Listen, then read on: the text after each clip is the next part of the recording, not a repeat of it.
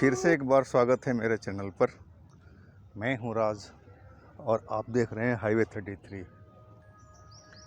तो दोस्तों, आज की कहानी है ना, ट्रक ड्राइवर अर्जुन का है। तो अर्जुन की कहानी में जाने से पहले दोस्तों, मेरे चैनल को सब्सक्राइब करो, लाइक करो और शेयर भी करो। दोस्तों, हमारी चैनल का थोड़ा सपोर्ट करो आप लोग। तो हम चलते हैं अर्जुन की कहानी में। दोस्तों, मेरा नाम अर्जुन है और मैं 15 साल से ट्रक चला रहा हूँ। ये कहानी, ये घटना का कम से कम 8 साल गुजर चुका है और जैसे लगता है कि ये कल की कहानी हो। मैं कुरियर का ट्रक चला रहा था और रात को एयरपोर्ट से 9 बजे मैं ट्रक लेकर के अपना असिस्टेंट द्वारका के साथ पंजाब के शहर लुधियाने के लिए निकल पड़ा। हम जीटी करनाल रोड पकड़ लिए थे और चलते जा रहे थे। तभी द्वारका को नींद आने लगी। मैंने डांटा, द्वारका तुम सो गए तो मुश्किल हो जाएगी, मैं भी सो जाऊंगा, थोड़ा होश में आओ, नींद बंद करो अपना। फिर उसने उबासी लेकर के और बोला, उस्ताद नींद तो आ रही है, से कहीं गाड़ी रोको, चाय पिया जाए। नहीं ठीक है, कोई ढाबा आने दो। हम बाएं साइड में देखते जा रहे थे कि दाएं साइड तो जाने कोई मतलब ही नहीं था, मेन हाईवे था, कट था नहीं आगे में। तो मुझे दूर बाएं साइड में हल्की रोशनी नज़र आई, यानी कि हाँ, ये ढाबा ही है, लग रहा है। और मैंने ब्रांच रोड में एक कट आया, वहाँ से हमने ब्रांच रोड में ले लिया ट्रक को और वहाँ पहुँचे ढाबे के पास में। तो देखा एक इंसान चारपाई बैठ के खाना खा रहा था और काउंटर पर पतीला वतीला सब कुछ सजे हुए थे, लेकिन काउंटर पर कोई नहीं था। यानी शायद अंदर गया होगा कोई सामान लेने के लिए। और मैंने द्वारका से बोला, द्वारका चलो। बोला, उस्ताद मैं ज़रा टायर चेक कर लूँ। और फिर वो अपना पेचकस लिया और टॉर्च लिया और ट्रक के पीछे चला गया टायर चेक करने के लिए। मैं ढाबे पहुंच गया। मैंने देखा वो आदमी रोटी खाया जा रहा था और उसने हमारी तरफ नज़र भी नहीं उठाया। चलो, इससे हमें क्या लेना देना। मैं काउंटर की तरफ देखा, वहाँ भी कोई नहीं था। नहीं, शायद एक पीछे दरवाज़ा था, शायद उसमें गया होगा सामान लेने के लिए। मैं पानी की तलाश करने लगा कि पानी लेकर कहीं से अपना हाथ मुँह धो लूँ। मैंने देखा एक बाहर में ड्रम रखा हुआ था, नीले रंग का प्लास्टिक का ड्रम था, 200 लीटर वाला, और उसके साइड में मग्गा टंगा हुआ था। मैं समझ गया यही पानी है। तो नॉर्मल होटल में ऐसा ही पानी रखा जाता है, तो हम लोग को तो पहचान होती है। मैं मग्गा वहाँ से जो टंगा हुआ था निकाला और वो ड्रम का ढक्कन खोला। ढक्कन खोलते ही काली बिल्ली थी कि सफ़ेद बिल्ली थी या कौन सी बिल्ली थी, हम पहचान नहीं पाए। एक झटके से उसने मेरे चेहरे पर हमला किया और पंजा मारा इतना तेज कि मैं तो दर्द से चिल्ला उठा और शायद मेरे आँखों पर भी चोट लगी थी। और मैं अपना आँख बंद कर दिया और दोनों हाथ से अपना चेहरा दबाए नीचे बैठ गया और रोने लगा। द्वारका शायद ट्रक का टायर ही चेक कर रहा था, उसको कुछ पता ही नहीं होगा। मैं ज़ोर ज़ोर से रोए जा रहा था, दर्द इतना हो रहा था कि बर्दाश्त से बाहर थी। और अब मुझे लगा कि मेरी जान निकल जाएगी, इतना तेज़ दर्द से। तभी मुझे महसूस हुआ कि कोई मेरे सर पे हाथ रखा है और लगा कि जैसे मैं एक बिल्कुल हल्का हो गया हूँ, कागज़ के माफिक, और कोई मुझे दोनों हाथों से पकड़ लिया और कहीं उठा के ले जा रहा है।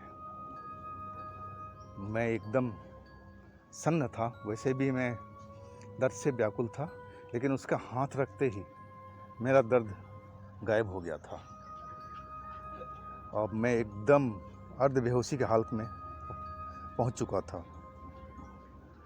मुझे नहीं पता लग रहा था कि मैं कहाँ जा रहा हूँ। मेरी आंखें बंद थी और मैं देख भी नहीं पा रहा था, दोनों हाथ से अपना चेहरा छुपाए हुए था उस दर्द की वजह से, घाव की वजह से।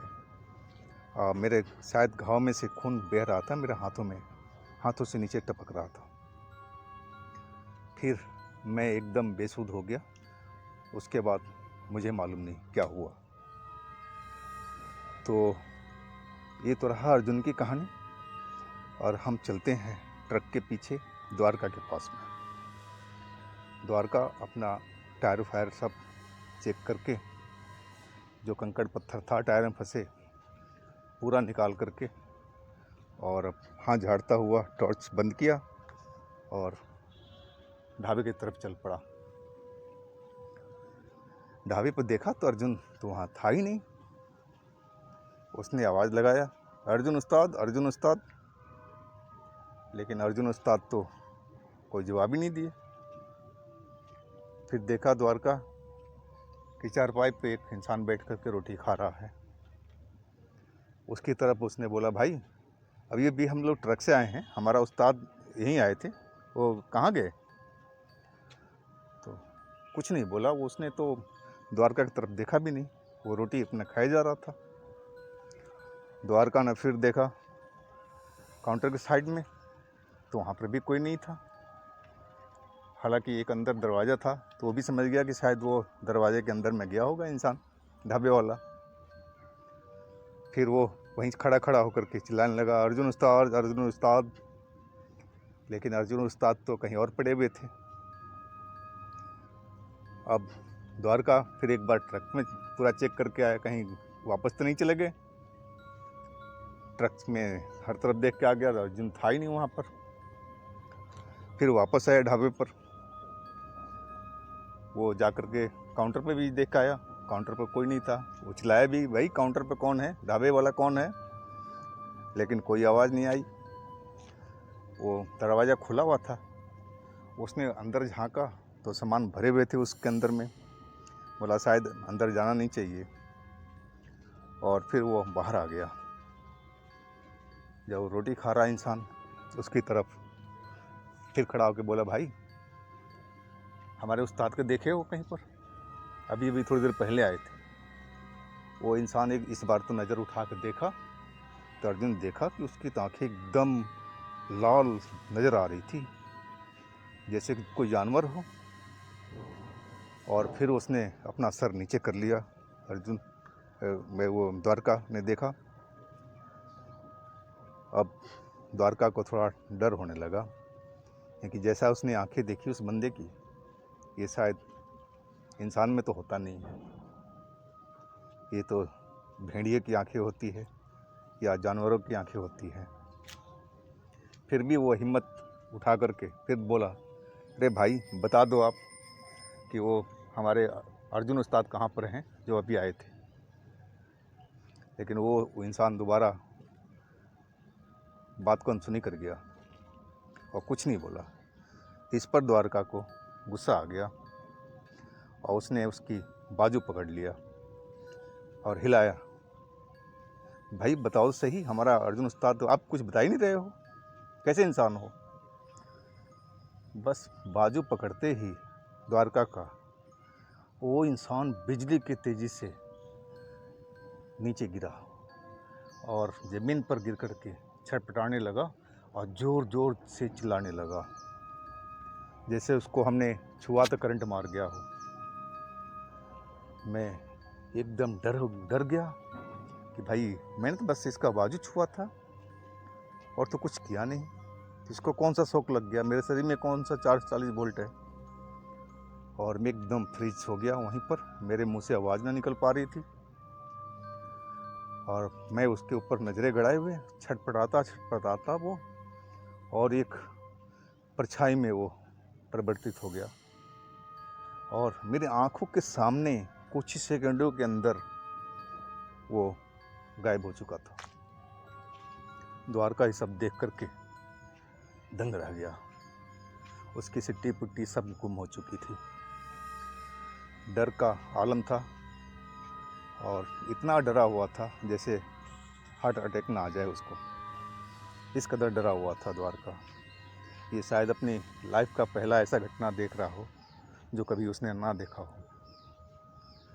फिर वो देखा ढाबे की तरफ में, जिधर काउंटर रखा हुआ था वहाँ तो काउंटर था ही नहीं, ना कोई बर्तन, ना कोई भाड़ा, ना कोई सामान। और देखते देखते ही वहाँ की लाइट गुल, एकदम वीरान अंधेरा हो गया, जैसे वहाँ कुछ था ही नहीं पहले से ही। अब द्वारका की हालत और ख़राब हो गई। वो समझ गया कि ये किसी मायावी चक्कर में पड़ गया है, या तो भूत का मायाजाल है, या छला हुआ है, या चुड़ैल है। उसने कहानियाँ बहुत सुन रखी थी, लेकिन अब सही में कहानी उसके सामने आ रही थी। और एकदम वो वहाँ से अपने ट्रक के साइड में भागा। ट्रक के साइड में आकर के तब उसने सांसें लेना शुरू किया, नहीं तो लग रहा था कि सांसें उसकी रुक जाएगी।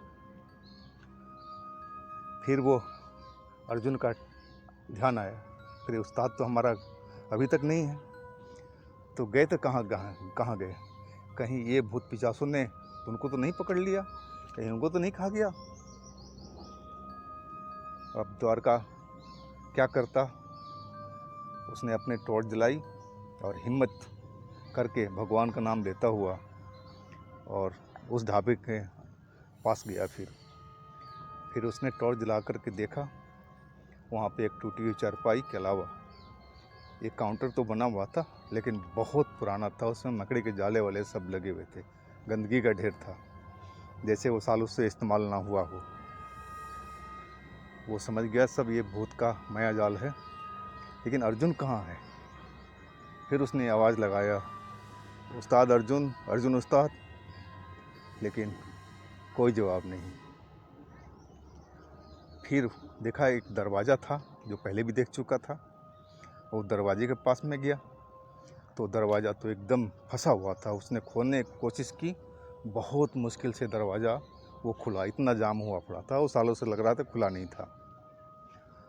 और अंदर देखते ही द्वारका की आंखें फटी की फटी रह गई। उसने देखा कि जानवरों की हड्डियाँ, नरकंक, वो पूरा जानवरों का शरीर सड़ा हुआ, आधा सड़ा हुआ, और बहुत तेज़ बदबू आ रही थी उसके अंदर से। और अर्जुन वहीं पर ज़मीन पर गिरा हुआ था। अर्जुन को देख करके उसकी थोड़ा सांस में सांस आई।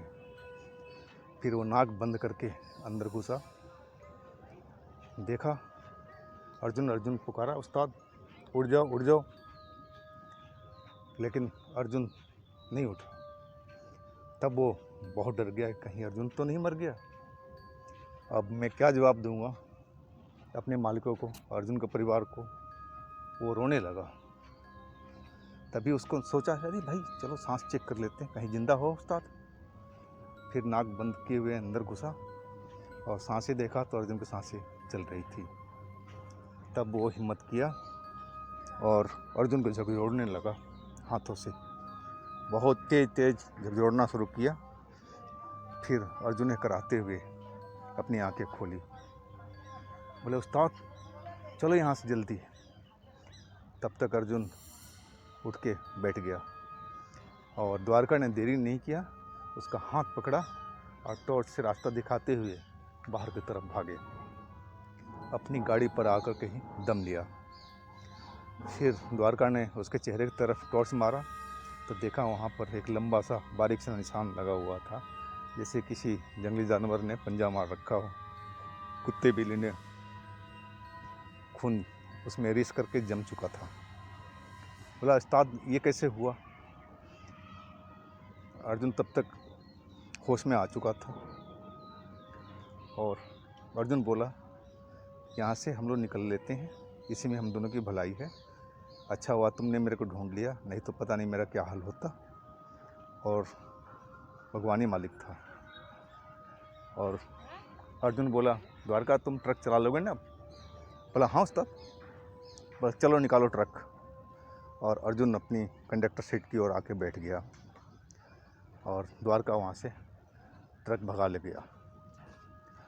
अगर आज के टाइम में द्वारका ने मदद नहीं किया होता तो मैं आज आपको कहानी नहीं बता रहा होता। उसकी बुद्धि की वजह से और साहस की वजह से आज मैं बच पाया हूँ। वो जो ढाबा था वो कई सालों से बंद पड़ा हुआ था और वो एक्चुअल में भूतहा ढाबा था। वहाँ पर बहुतेरे कांड हो चुके थे और कभी कभी वो किसी खास दिन वो ढाबा नज़र आता था चालू। बाकी और दिनों में चाहे रात हो या दिन हो वो बंद ही रहता और वहाँ कोई चहल पहल नहीं होती, ना कोई आवाज़ होता, ना कोई लाइट होती। तो उस भूतिया ढाबे से हम बच कर के आगे भगवान का शुक्रिया मनाएं। और जो द्वारका ने जो लॉकेट पहना था बजरंगबली के गले में, उसका सब कमाल था। उसी के वजह से वो जो चारपाई पर खाना खा रहा था इंसान, वो एक्चुअल में शैतान था। जैसे ही द्वारका ने उसका हाथ पकड़ा, बजरंगबली ने उसको सजा दे दिया। तो बाकी कहानी आप समझ ही गए होंगे। तो दोस्तों आज की कहानी हम यहीं समाप्त करते हैं। आशा करता हूँ कहानी आपको पसंद आई होगी। और दोस्तों आपके पास भी ऐसी कोई आप बीती हो, यार दोस्त की, आपके परिवार की, हित मित्र की, तो हमें इंस्टाग्राम पर ज़रूर भेजिए और हमारे चैनल को सब्सक्राइब कीजिए, लाइक कीजिए। और हाँ दोस्तों, इसके साथ में हमारा एक नया चैनल चल रहा है जिसका नाम है हाईवे नाइट। उसमें भी बहुत अच्छी अच्छी कहानी हमने डाल रखी है, उस पर जाके आप विजिट कर लीजिए। लिंक हमने नीचे दे रखा है सब्सक्रिप्शन में, और उसको भी आप सब्सक्राइब कर लीजिए, मज़ा आएगा आपको उसमें भी। तो फिर हम अगले रोज़ मिलते एक नई कहानी में। आप लोग अपना ध्यान रखिए और खुश रहिए, मंगल रहिए। नमस्कार।